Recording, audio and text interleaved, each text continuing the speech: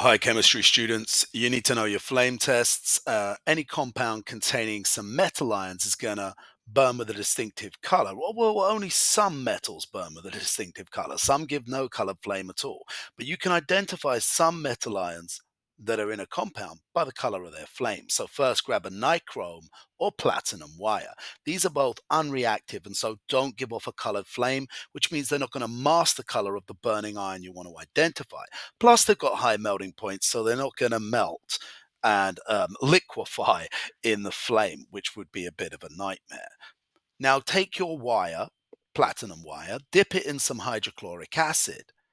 By dipping it in hydrochloric acid, you can get rid of any impurities, any carbonates, or any other chemicals that have been left around or been touching the wire while it's been in the lab.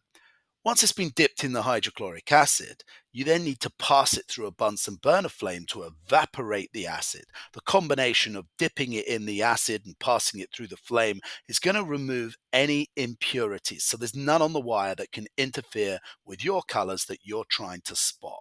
They're not going to confuse you. Now dip it into your compound sample. Here we've got a sample of lithium chloride, so it contains the lithium ions. Now pass it through the clear blue part of the flame. We call this the non-luminous part.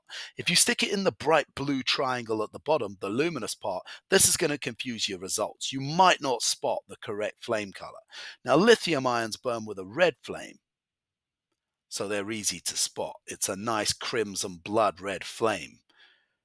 But if we look at another ion, say sodium ions, they burn with a yellow flame. Some people say it's a sunset yellow, it's not a bright yellow. Potassium ions burn with a lilac flame, you can say purple.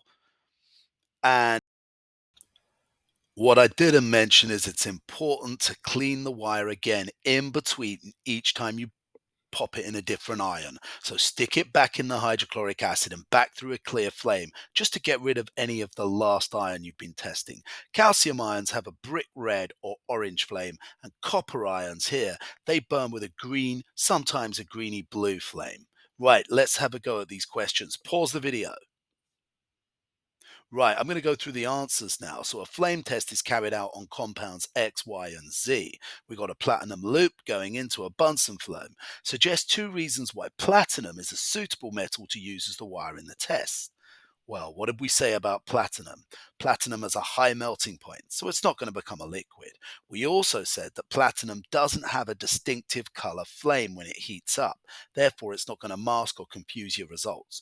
Why should the platinum wire be cleaned in between each test? That's to remove the last ion or remove impurities. We don't want them confusing the results.